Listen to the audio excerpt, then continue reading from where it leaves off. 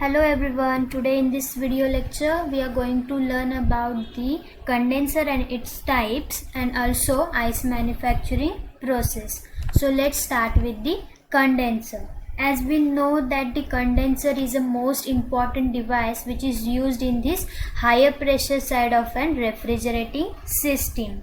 The function of this condenser is nothing but to remove the heat from this vapor refrigerant discharged from this compressor, and therefore the selection of this condenser mainly depends upon the capacity of whole refrigerating system, and it is mostly used for the cooling medium available. So what happens, the cooling medium may be air or water, or maybe the combination of the both depending upon the type of the condenser. Okay, these type of refrigerants are generally used for the cooling medium in the refrigerating system. In this, what happens in the condenser, when the hot air, that is vapor refrigerant consisting of the heat, is observed by this evaporator, and then later the heat is compressed and added by a mechanical energy in this compressor, where the heat from this compressor is moved into a condenser by the high pressure and the temperature. So what happens here, when the vapor refrigerant enters into this, it get condenses due to high pressure and temperature, and it forms into liquid refrigerant. Okay, so main working of this condenser is nothing but in order to remove the heat of this vapor refrigerant and to convert that vapor refrigerant into liquid refrigerant. These are nothing but the compressors which are drawn into superheated vapor from that refrigerant containing in the heat when it is observed by the evaporator. Generally this condenser cools the refrigerant in the 3 stages. This condenser cools this vapor refrigerant into 3 stages, that are, first, that all the heat vapor is cooled to saturated temperature, then correspond to pressure of the refrigerant. Here, from coming here up to this, they are being cooled to a saturated temperature according to the pressure of the refrigerant, which we can see here, you can see here. Okay, then after that what happens, this superheating occurs in the discharge line, means from this B to up to this. You can see here the differentiation. This super liquid heated occurs in this discharge line and first few coils of the condenser. तुम्हाला इथे दिसतंय वेगळं marking केले. This is nothing but a vapor refrigerant which is meant to be heated in this discharge line and the some part of the condenser's coil. Then after that what happens, this saturated vapor refrigerant gives up latent heat and condense to a saturated liquid. Then after coming to a head, what it gives a latent heat and saturated liquid refrigerant is formed in this coil, where the process main is called as condensation. Okay, condensation is nothing but to convert vapor refrigerant to liquid refrigerant. Okay, that process is called as condensation. Then later, when the temperature of this liquid refrigerant is reduced, so reduced to its reduced to its saturated temperature. So what, in order to increase the refrigerant efficiency, they are reduced to a saturated temperature. Okay, you can see here they are reduced to a saturated temperature, and where then it gets collected into receiver. This is the whole mechanism of the condenser. Okay, nothing but the main function of this condenser is nothing but to remove heat of a vapor refrigerant from a discharged line and to convert that vapor refrigerant into liquid refrigerant. Next, what are that factors that affects the condenser capacity? They are nothing but the ability of that condenser, म्हणजे जी ability आहे कंडेन्सरची heat transfer करायची hot vapour रेफ्रिजरंटपासून cool liquid रेफ्रिजरंटमध्ये जी ही capacity आहे त्याला कुठले factors affect करू शकतात ते आपण बघूया. फर्स्ट इज मटेरियल आपण जेव्हा सिलेक्ट करू तेव्हा मटेरियलला हा हीट ट्रान्सफर आणि साईज ऑफ दी कॅपॅसिटी हे मेन फॅक्टर्स आहेत, ते व्हॅरी होतात. म्हणजे हीट ट्रान्सफर हा प्रत्येक रेफ्रिजरंटचा किंवा प्रत्येक रेफ्रिजरेटिंग सिस्टीमचा सेम नसू शकतो डिपेंडिंग अपॉन द साईज, आणि साईज जास्त असल्यामुळे but obvious heat transfer capacity ही सुद्धा जास्त असली पाहिजे. त्यामुळे जो आपण मटेरियल यूज करणार आहोत तो ह्या कॅपॅसिटीला अफेक्ट करू शकतो. So it varies according to the selection of the right material. Okay, so it has been noted that higher ability of a material to transfer heat and smaller will be the size of the condenser. As I told की जेवढी heat transfer ची जी ability आहे ही जर higher असेल तर smaller ही कंडेन्सरची size असणार आहे. Okay, this is all under the material. Well, contact of amount of contact, how this amount of contact is between the condenser surface and condensing medium. In this what happens, they are done by the varying surface area of the condenserचा surface area आणि rate of flow जो हीटचा आहे त्याच्यावरती हा amount of contact depend असतो. Main of this amount of liquid refrigerant level हा affect करतो त्या amount of contact between the vapour refrigerant आणि कंडेन्सरिंग मीडियममध्ये. Okay, so most of the condenser use for the liquid subcooling can not condense and vapour refrigerant one. So this also affects the capacity of the refrigerant. Then temperature difference. Temperature difference greatly depends upon the temperature between the condensing medium and vapor refrigerant. So as the temperature increases, heat transfer rate also increases. Therefore मग काय होणार आहे, कंडेन्सरची capacity सुद्धा increase होणार आहे. म्हणून generally जो हा टेम्परेचर डिफरन्स आहे हा कंट्रोल करू शकत नाही आपण, पण जो टेम्परेचर डिफरन्स आहे हा ग्रेट असेल म्हणजे जास्त असेल तर प्रॉब्लेम क्रिएट होऊ शकतो. आणि मग त्याच्यामुळे काय होणार आहे, जी अमाऊंट आहे कंडेन्सिंग सरफेसची आणि एअर फ्लो रेटची ही त्याला अफेक्ट करू शकते आणि कंडेन्सिंग कॅपॅसिटीला रिड्यूस करू शकते. Okay, this is the main function of this temperature difference. So to maintain the temperature difference or to avoid that difference, right material, amount of contact as well as right refrigerant should be used. So they have given the example that air cooled condenser हे design केलेले असतात temperature डिफरन्सला 14 degree सेल्सिअसचे जे temperature difference आपल्याला भेटतो त्याच्यामध्ये air cool कंडेन्सर्स हे design केलेत यूजसाठी.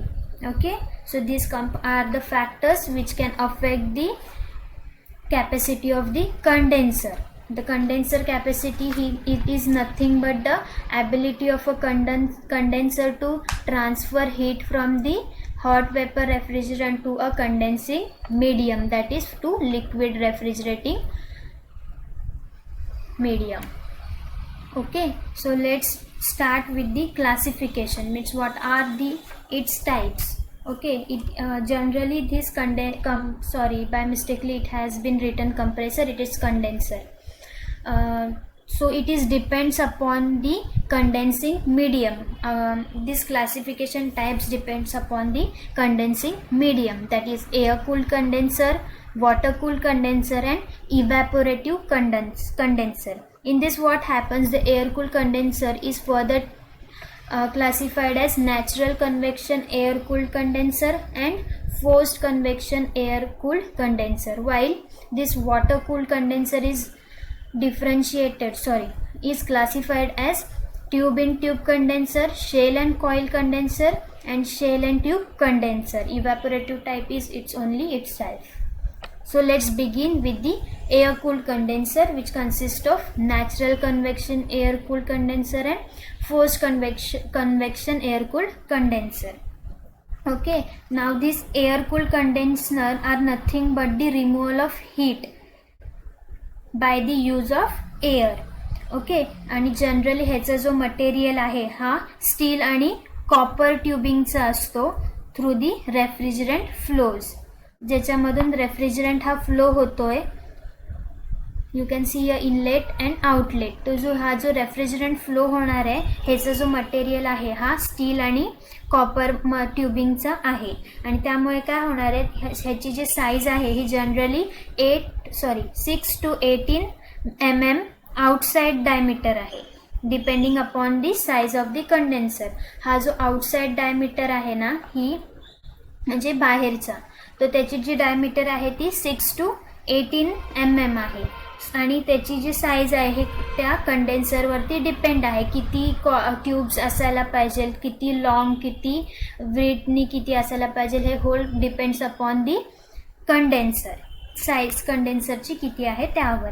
ओके, ह्याच्यामध्ये जनरली कॉपर ट्यूब्सच यूज केले जातात. का तर हीट ट्रान्सफर ॲबिलिटी त्याची कॉपरची ही जास्त आहे म्हणून. आणि स्टील हे फक्त हे स्टीलचे ट्यूब्स केव्हा यूज करतात, जर अमोनिया रेफ्रिजरेटिंग सिस्टीममध्ये यूज करणार असू तर. अमोनिया हा रेफ्रिजरंट ह्या रेफ्रिजरेटिंग सिस्टीममध्ये यूज करणार असू तरच स्टील आपण यूज करणार आहोत, कारण हा जो स्टील आहे तो लगेच अमोनियासोबत रिॲक्ट होऊन करोड होऊ शकतो. म्हणून मोस्ट ऑफ दी टाइम्स हे कॉपर ट्यूब्सच यूज केले जातात due to its heat transfer ability. आणि त्याच्यामुळे ह्याच्यामध्ये काय असतात की प्लेट टाईप फिन्स, म्हणजे प्लेट्स पण प्रेझेंट असतात. आणि हे जे आहेत छोटे छोटे फिन्स, दॅट इज फिन. तर त्यांचं मेन रोल काय आहे की ते आहेत मेनली ते ॲल्युमिनियमनी बनलेले आहेत आणि लाईट वेटमध्ये आहेत.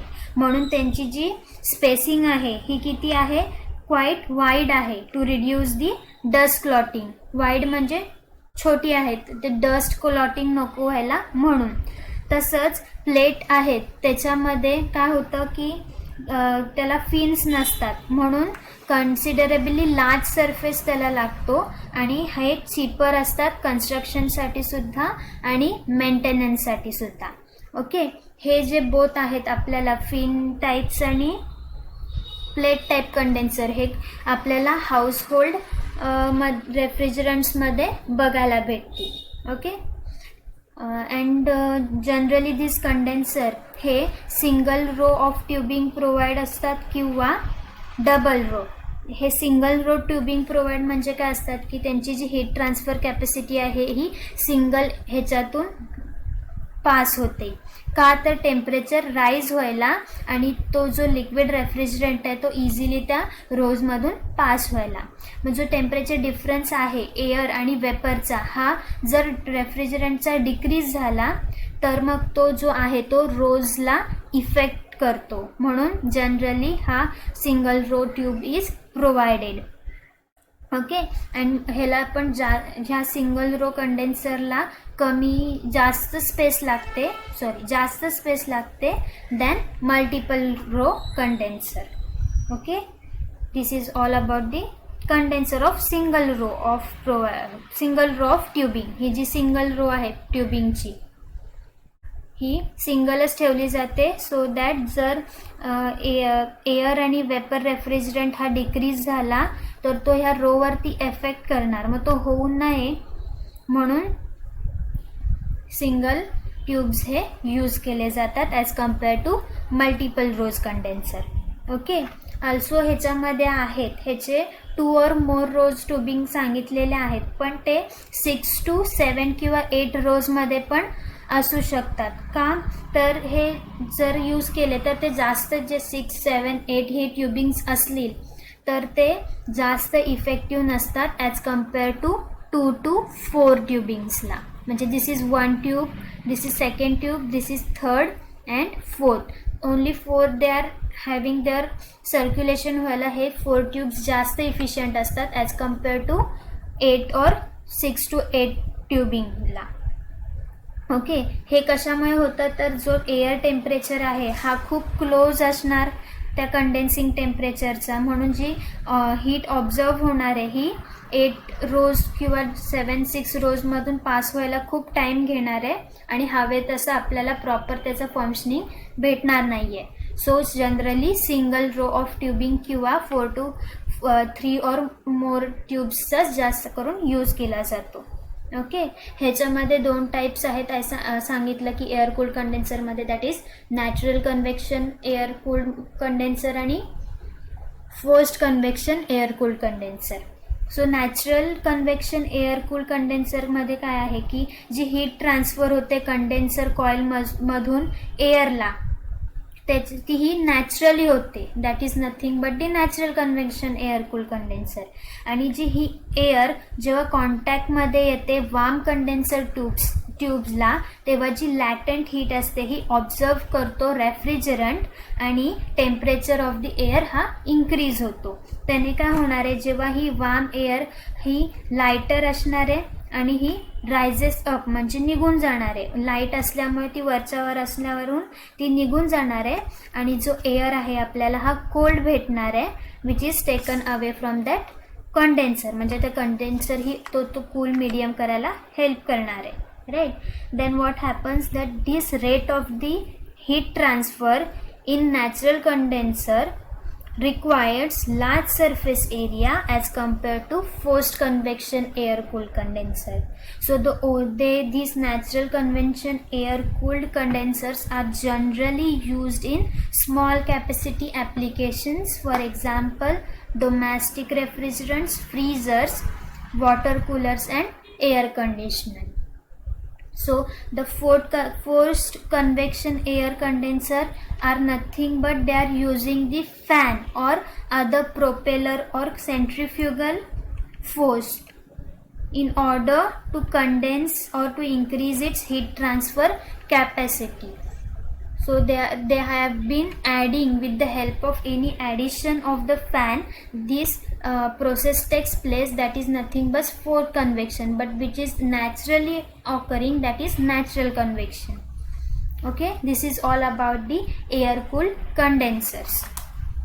Then coming ahead with the water cooled condenser. Water cooled condenser is the one of the water which is used for condensing medium. म्हणजे ह्याच्यामध्ये काय वॉटर हा कंडेन्सिंग मीडियम यूज केला जातो.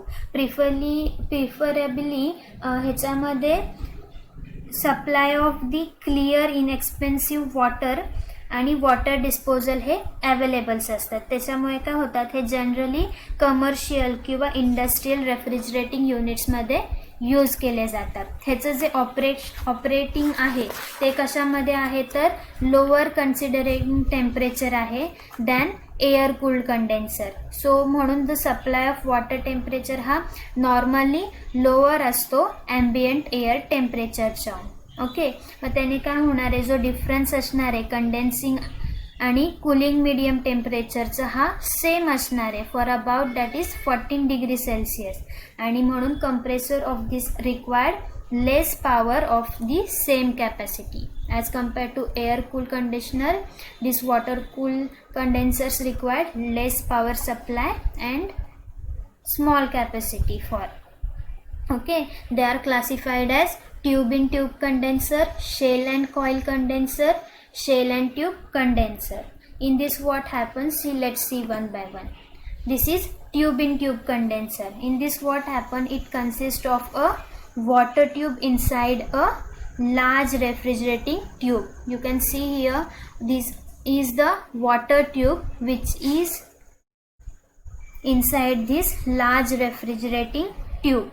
In this what happens, when the hot vapor refrigerant from the compressor enters here, okay, from the top enters in from here, and then what happens, the heat water absorbs the heat, means this flowing water absorbs the heat from the refrigerant and the condensed liquid refrigerant flows at the bottom. ह्याच्यामधून vapour refrigerant येणार आहे, तो इकडनं pass होणार आहे, right. You can see here the openings how they are flowing from here, again from here to here, then again here. Okay, this flow हे जो आहे वॉटर हा काय करणार आहे, त्याला कूल करायला मदत करणार आहे ह्या वेपर रेफ्रिजरंटला. त्याने जेव्हा तो लॅटंट हीट ही ॲब्झॉर्ब करेल तेव्हा जो कंडेन्स झालेला रेफ्रिजरंट आहे, that is we will get a liquid refrigerant, हा बॉटमला येऊन रिसिव्हरमध्ये कलेक्ट होणार आहे. आणि ह्या रेफ्रिजरेटिंग ट्यूब्स आहेत हे एक्सपोज केले जातात ॲम्बियंट एअरला, so that the heat observe आहे ही बाय नॅचरल एअर कन्व्हेक्शननी होते. आणि ह्यामध्ये आपण कोल्ड वॉटर यूज करणार आहोत, राईट. इनर ट्यूब्समधनं फ्लो होणार आहे, तो काउंटर फ्लोनी होऊ शकतो किंवा पॅरलल फ्लो. काउंटर फ्लो म्हणजे काय, opposite direction of the water flow. If the water is flowing in this direction and this vapor refrigerant is coming from here, that is counter flow, that is totally opposite. We can say that when the water enters at the bottom, जेव्हा water हा बॉटमला येतो तेव्हा त्याचं फ्लोचं direction हे वॉटरच्या opposite आहे, right. So that is said as counter flow refrigerant. While on the other hand जेव्हा तो टॉपमधून येतो, टॉपच्या इकडनं, तेव्हा हा जो इकडनं फ्लो होतो त्याला हा पॅरेलल आहे ह्या वॉटरसोबत. कुठला, you can see here, look, हा जो फ्लो आहे हा जो पॅरेलल आहे, त्यामुळे त्याला काय होतं, तो पॅरेलल फ्लो सिस्टीम म्हणून यूज केला जातो, सेम डिरेक्शनमध्ये जातोय म्हणून. Okay, so in this counter flow सिस्टीममध्ये जे टाईप्स आहेत वॉटर कूल कंडेन्सरचे, हे हाय हीट ऑफ ट्रान्सफर करतात. आणि म्हणूनच पॅरलल फ्लोमध्ये काय होतं, वॉटर आणि रेफ्रिजरंट फ्लो हे एका डिरेक्शनमध्ये असल्यामुळे टेम्परेचर डिफरन्स हा त्यांच्यामध्ये इन्क्रीज होतो आणि त्या ॲबिलिटी आहे वॉटरची हीट ऑब्झर्व करायला ही डिक्रीज होते आणि त्यामुळे ते कंडेन्सरमधून पास होतात. Okay, this is the working of this tube in tube condenser. This is nothing but that water हा कूलिंग मीडियम म्हणून यूज केला जातो ह्या ट्यूब थ्रू. जेव्हा हा हॉट वेपर रेफ्रिजरंट कंप्रेसरमधून येतो तेव्हा ह्या ट्यूबमधून हा कंडेन्स होऊन लिक्विड रेफ्रिजरंट हा आपल्याला भेटतो आणि तो कुठे कलेक्ट होतो तर रिसिव्हरला.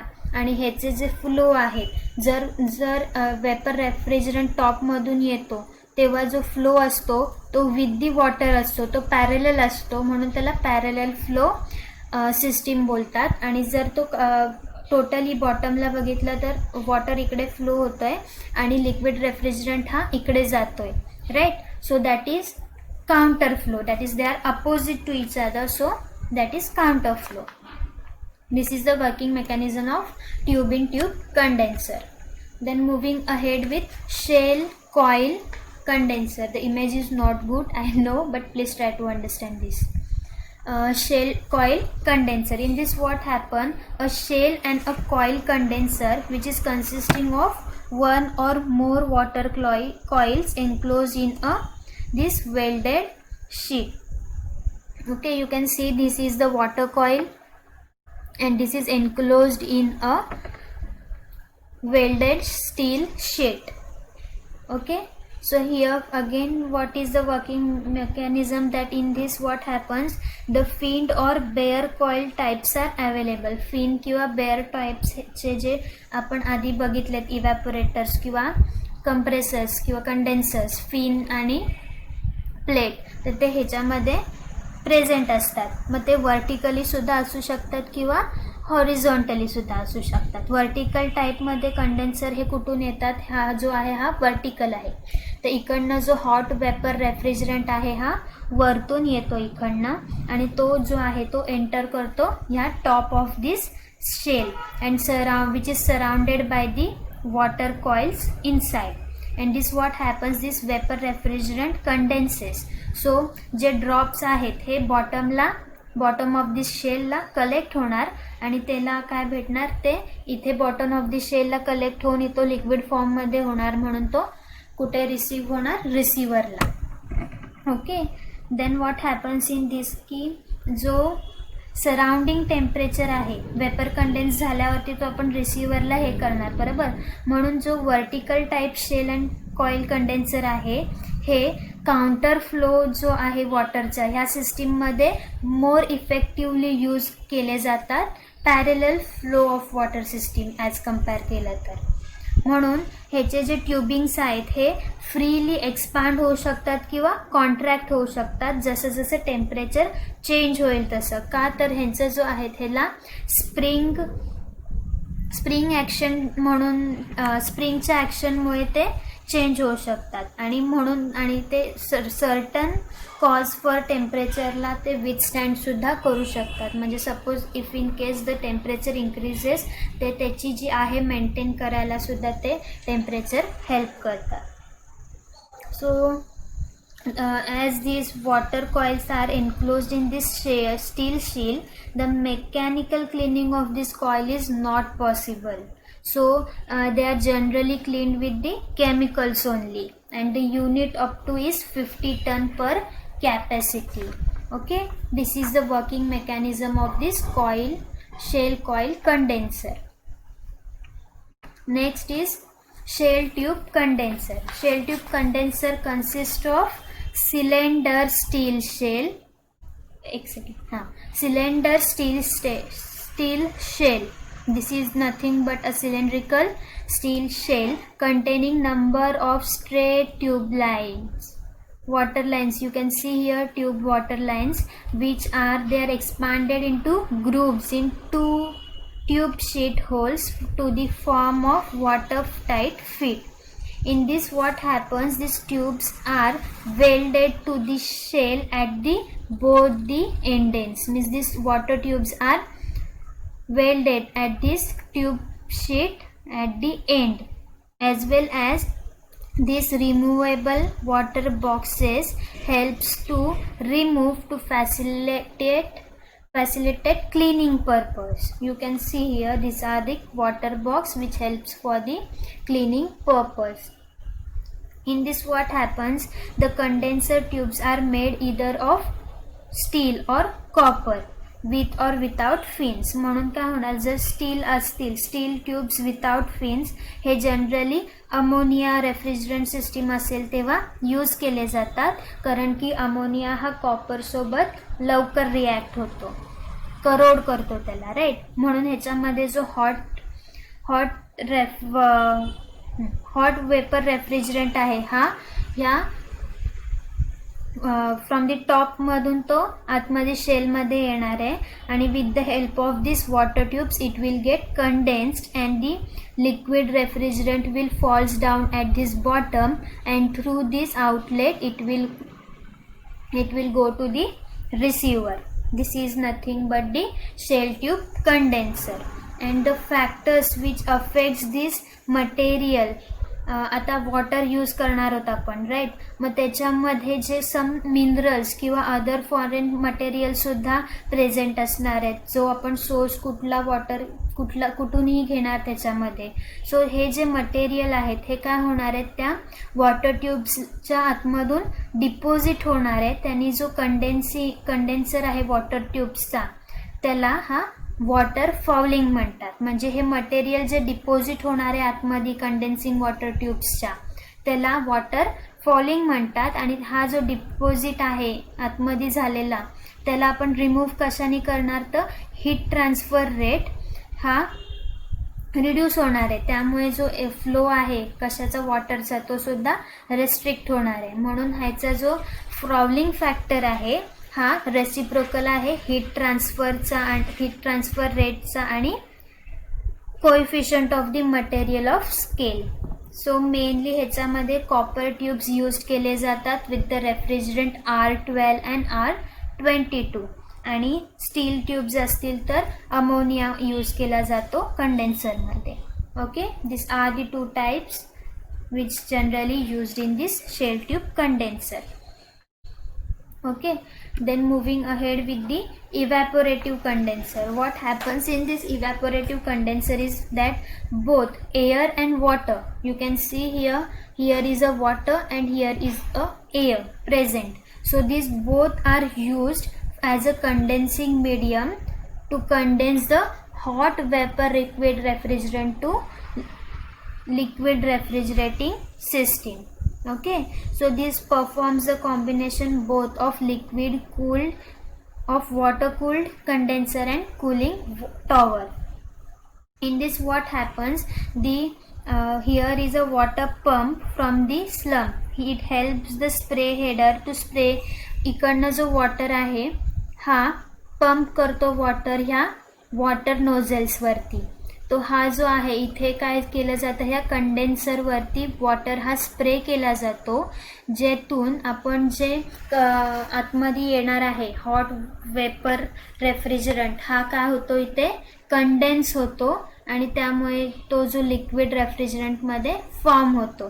पण साईड बाय साईड इकडनं हे एअरसुद्धा दिली जाते. हे एअर लॉगर्स आहेत, जेणेकरून एअरचं डिरेक्शन हे कंडेन्सरकडे असायला पाहिजे, म्हणून हे एअर लॉजर्स दिलेले आहेत, जेणेकरून हा जो एअर आपण जो पास करणार आहोत दोन्हीकडून तो ह्या कंडेन्सरला डायरेक्ट पोचला पाहिजे. आणि इकडनं वरून काय होणार आहे, स्प्रेइंग ऑफ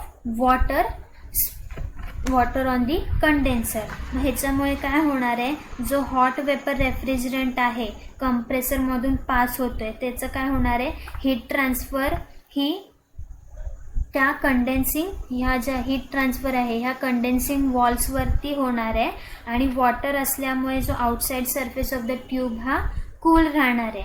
मग ॲट द सेम टाइम काय वर्क होतं आहे की जे एअर फॅन्स आहेत वरती हे हेल्प करतायत की जो एअर येतो इकडनं पास होतोय तो वरती ॲटमॉस्फिअरमध्ये जायला. सो त्यांचं बाकी आतमध्ये राहून दुसरं काही रिॲक्शन नको व्हायला, म्हणून हे जे एअर आहेत ते एअर फॅन्स काय करणार, जी एअर इथून इन येते ती इकडनं बाहेर आउटसाईडला टाकायला मदत करणार.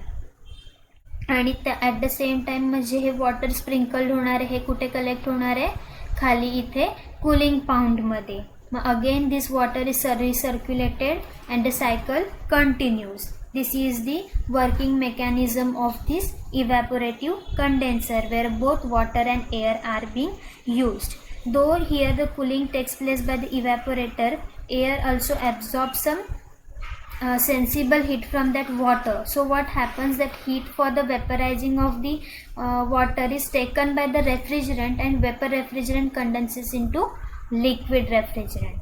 ओके. आणि ह्या कोल्ड वॉटर्स जे आहे हे खाली जाणार आहे स्लम्प ह्याच्यामध्ये किंवा कूलिंग पॉन्डमध्ये, जेणे ते काय होणार आहे इथे कलेक्ट होऊन अगेन त्याचं इव्हॅपोरेशनसाठी यूज होणार आहे आणि सायकल ही तशीच कंटिन्यू होणार आहे.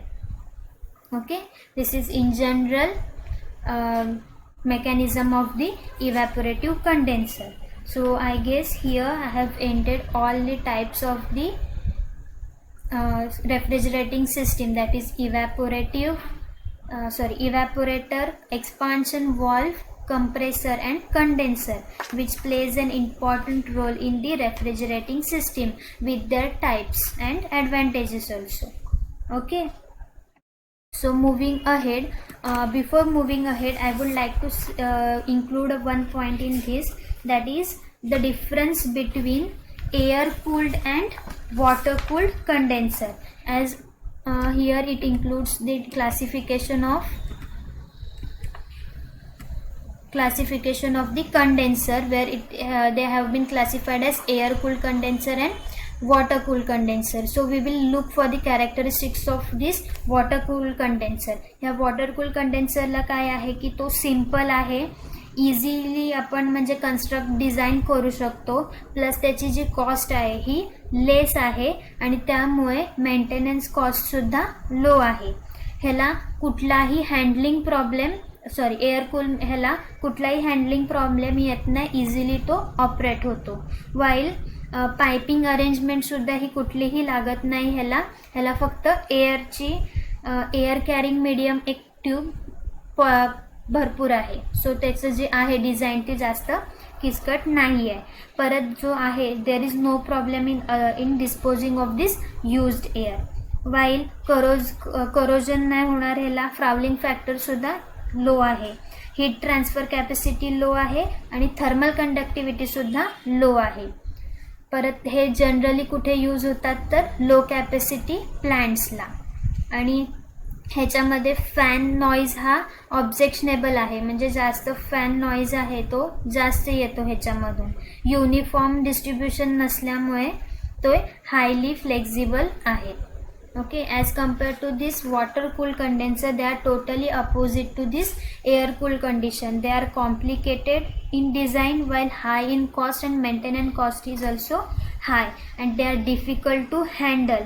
आणि हे जसं एअर कूल्ड कंडेन्सरला कुठलीही पाइपिंग अरेंजमेंट रिक्वायर्ड करत नाही, पण ह्या वॉटर कूल्ड कंडेन्सरला पाईप्स रिक्वायर्ड असतात वॉटरला आतमध्ये आणि बाहेर थ्रो करायला. Okay, then the main problem is की हा रिसर्क्युलेशन सिस्टीम इज प्रोव्हायडेड, म्हणून त्याचं जो डिस्पोजिंग वॉटर आहे ह्याचा हा प्रॉब्लेम क्रिएट करू शकतो. करोजिव्ह आहे, as we can say that की स्टीलसोबत यूज करू नाही शकत किंवा कॉपर हा अमोनिया रेफ्रिजरंटसोबत यूज नाही करू शकत, म्हणून ह्याचं जो करोजन आहे हे होऊ शकतं. आणि त्यामुळे ह्याचा जो फ्राउलिंग इफेक्ट आहे, फ्राउलिंग फॅक्टर तो जास्त आहे because of the use of the medium water. आणि त्यामुळे हीट ट्रान्सफर कॅपॅसिटी हाय आणि थर्मल कंडक्टिव्हिटीसुद्धा हाय आहे. हे जनरली हाय कॅपॅसिटी रेफ्रिजरेटिंग प्लांट्समध्ये यूज केले जातात. ह्याच्यामध्ये कुठलेही फॅन्स यूज केले जात नाहीत, सो फॅनचं व्हॉइस येतच नाही. ह्याचं डिस्ट्रीब्युशन हे इवन डिस्ट्रीब्युशन, युनिफॉर्म डिस्ट्रीब्युशन असतं, त्यामुळे कुठलाही त्या डिस्ट्रीब्युशनवरून काही प्रॉब्लेम येत नाही आणि लो फ्लेक्झिबल आहे तो. Okay, this are the difference between the air cooled condenser and water cooled condenser. Okay, then moving ahead with the ice manufacturing. Okay, we can start that these are the ice manufacturing. The commercial ice is produced by freezing of a potable water into standard cans replaced in a rectangular tanks. You can observe here that there are a rectangular tank in which the cans are placed, that are ice cans for a ice production. So generally ह्याच्यामध्ये आहे हा ammonia use केला जातो as a gas. So this tanks are filled with chilled brine. हा जो tank आहे हा थंड ब्राईननी फिल केला जातो. का तर त्याची जी हीट ट्रान्सफर आहे फ्रॉम वॉटर टू कॅन ते ही जास्त आहे असली, म्हणजे हीट ट्रान्सफर जी आहे ही त्यांची इंटरॅक्ट होईल त्या मीडियमला कूल करायची जी कॅपॅसिटी आहे, ॲबिलिटी आहे ती जास्त आहे ब्राईन सोल्युशनला.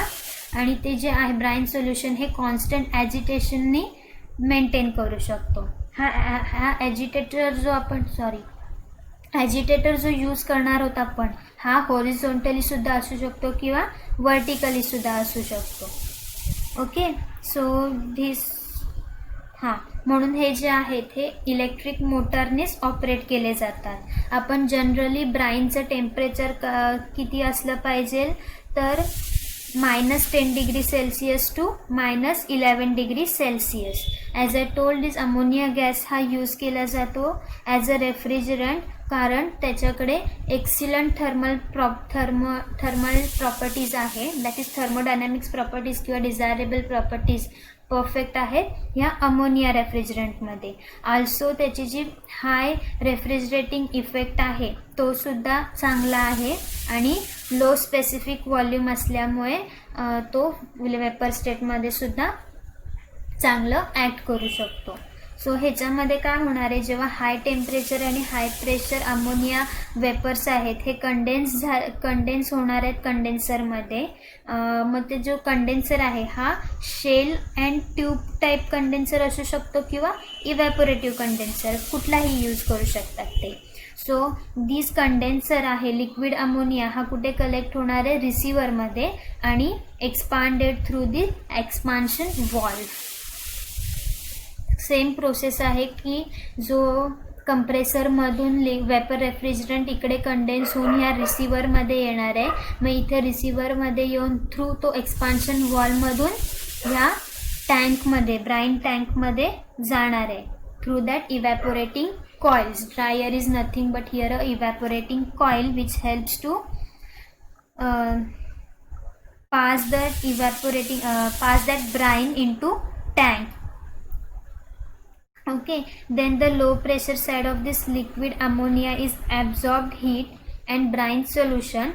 Equivalent latent heat of vaporization get converted into vapor state and it once again feed to the compressor. मग परत इकडनं आहे हा इकडनं आतमध्ये जो आहे लिक्विड रेफ्रिजरंट जाणार. मग परत ह्याची जी लॅटंट हीट आहे of vaporisation he again convert कशात होणार आहे वेपर स्टेटमध्ये. आणि मग परत ती ह्या पाईपलाईन थ्रू कंप्रेसरमध्ये जाऊन परत सायकल ही आहे ही कंटिन्यू होणार आहे. ओके सर, हे इज द जनरल लेआउट आहे आईस प्लॅन्टचा की कंप्रेसरमधून वेपर रेफ्रिजरंट हे कंडेन्स होतात इथे. ते लिक्विड फॉर्ममध्ये रिसिव्हरमध्ये कनेक्ट होऊन थ्रू दॅट इव्हॅपोरेटिंग कॉइल्स हे एक्सपान्शन वॉल थ्रू ब्राइन ट्रॅकमध्ये लिक्विड रेफ्रिजरंट हे एंटर होतात. पण due to latent heat of vaporisation काय होतं, जे लिक्विड रेफ्रिजरंट हे वेपर स्टेटमध्ये परत येतात आणि ह्या कॉइल थ्रू ते परत कंप्रेसरमध्ये कलेक्ट होतात. Again the process continues. It is in general process of this refrigerant ice plant. Then what this brine tanks. हे ब्राइन टँक्स आहेत हे जनरली किती चे आहेत तर 6 माइल्ड स्टील प्लेट्सचे आहेत, जे एका रॉड आहेत. रॉडला म्हणजे एंड्स आहेत त्याला आपण टाय करून ठेवलेले आहेत एकत्र at two end. You can see here this line. they have tied together on a rod at end to end and which consists of a steel plate of 6 mild thickness. Okay, the depth of this tank is such that the brine level is around 225 higher than water level in the cans. म्हणजे जी Bryan level आहे ही 25 असली पाहिजे water लेवलच्या कॅनच्या जास्त. त्याने काय होणार आहे, जे टँक ह्याच्यामध्ये जे इन्सुलेटेड आहेत 4 साइड फ्रॉम दी बॉटम, म्हणजे बॉटमला सुद्धा ते इन्सुलेटेड केलेले आहेत. त्यामुळे जे वुडन लीड्स आहेत टॉपला जे वुडन लीड्स आहेत हे वुडनपासून का बनवलेत तर इझिली आपल्याला रिमूव्हिंग और replacing of this ice can be held. So हे वुडन लीडनी बनलेले आहेत to cover that top in segments. Okay, then what these ice cans are facilitated or fabricated from galvanized steel sheet and are given chromium treatment to prevent corrosion. हे cans जे आहेत हे galvanised केलेले आहेत steel शीटपासून. त्याच्यामुळे काय होतं, जो क्रोमियम ट्रीटमेंट आपण देणार आहोत तो करोजनपासून आपल्याला हेल्प करतो. करोजनपासून सुटायला म्हणजे करोजन नाही होणार ह्याची काळजी घ्यायला आपल्याला हा क्रोमियम ट्रीटमेंट हे यूज होते. त्यामुळे काय होणार आहे, जो क्रोमियम यूज आहे केमिकल रिॲक्शन म्हणून यूज होणार आहे. म्हणून जो आपला जो प्रिव्हेंट आहे करोजनचा हा रिॲक्शन अमोनियामध्ये होतो आणि त्यामुळे लिकेज फ्रॉम दी सिस्टीम एक होऊ शकतं जर लीक झालं तर. Okay, so this is the in general process. पण जर आपल्याला म्हणतात की क्लिअर आपल्याला पाहिजे असेल क्वालिटी आणि main quality of than ice depends upon the water. So वॉटरची जी आहे हे आपल्याला आईस वॉटरच चांगला असेल तरच आईस आपल्याला क्लिअर आणि ट्रान्सपरंट भेटणार आहे. ह्याच्यामध्ये काय होणार आहे की जे क्लिअर ट्रान्सपरंट आईस आहे हे वॉटर कॅन्समध्ये जे ॲजिटेटर आहे ह्याचं जे लो प्रेशर एअरनी जे फॅसिलिटेट केलं आहे ट्यूब्सला सस्पेंडेड फ्रॉम दॅट टॉप, त्याच्यामुळे जो आपल्याला वॉटरचं कन्वर्जन आईसमध्ये होतं ते क्लिअर आणि ट्रान्सपरंट भेटणार आहे. So due to this agitation the dissolved impurities such as salt even colours get collected into unfrozen water core. मग ह्याच्यामधले जे इम्प्युरिटीज आहेत ते एका अनफ्रोझन वॉटर कोरमध्ये कलेक्ट केले जाणार आहेत आणि डिझायरेबल आहे तेच घेतलं जाणार आहे आणि फ्रेश वॉटर त्याच्या रिप्लेसमेंटमध्ये टाकणार आहेत. कोणाच्या तर त्या इम्प्युरिटीजच्या. You can see here that due to agitation the dissolved impurities get collected with unfrozen water core, which should be taken out for getting of fresh water. So this is the water treatment for making ice with the help of the agitator to get a clear transparent ice. Okay, and the parameters means such as what should be the brine, how should be the brine, freezing tanks, ice cans, and quality of the ice depends upon this factor.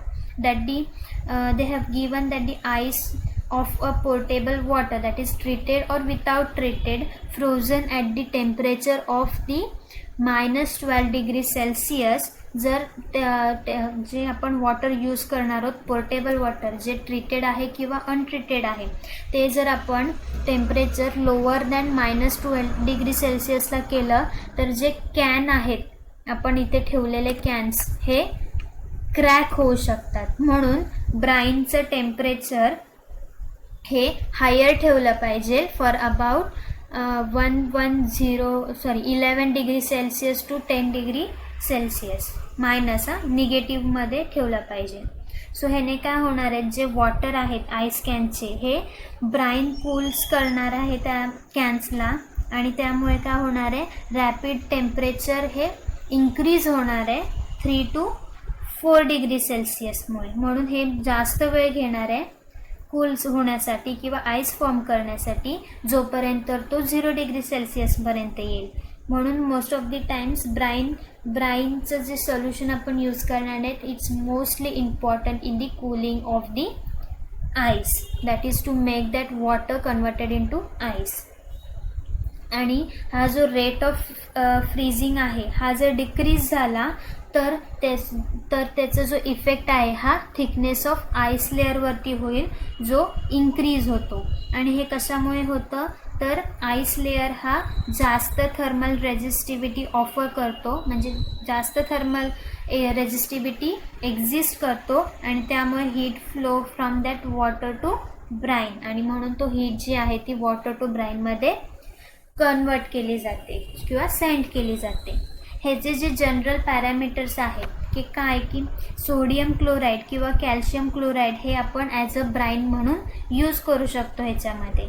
पण त्याची जी low cost आहे किंवा Bing low इंज्युरस आहे ते sodium chloride म्हणजे जर calcium chloride आपण use केला तर तो लो कॉस्टमध्ये आहेच पण लेस इंज्युरससुद्धा आहे. त्यामुळे जास्तीत जास्त sodium chloride brine is preferably used. Okay, and this the freezing time is depending upon the brine temperature. ब्राईनच्या टेम्परेचरवरतीच ही फ्रीजिंग टाईम डिपेंड आहे to extend the brine and water agitation. Okay, to have a clear transparent ice.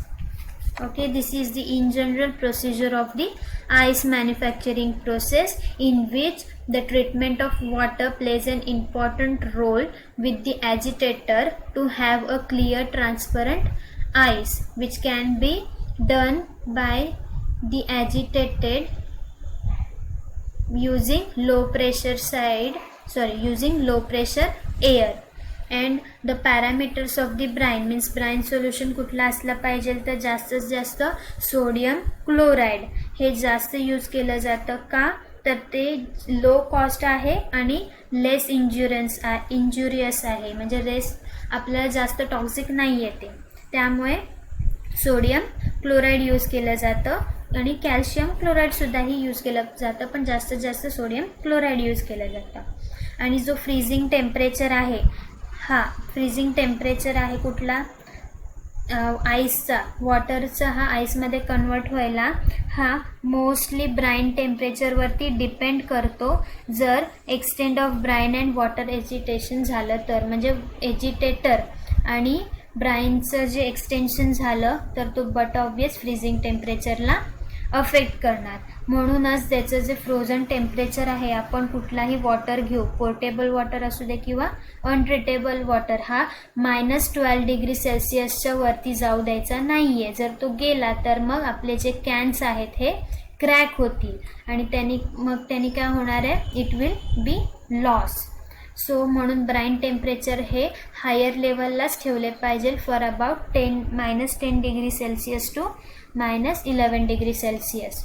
Sorry, उलटा बोलली, -11 degree Celsius to -10 degree Celsius.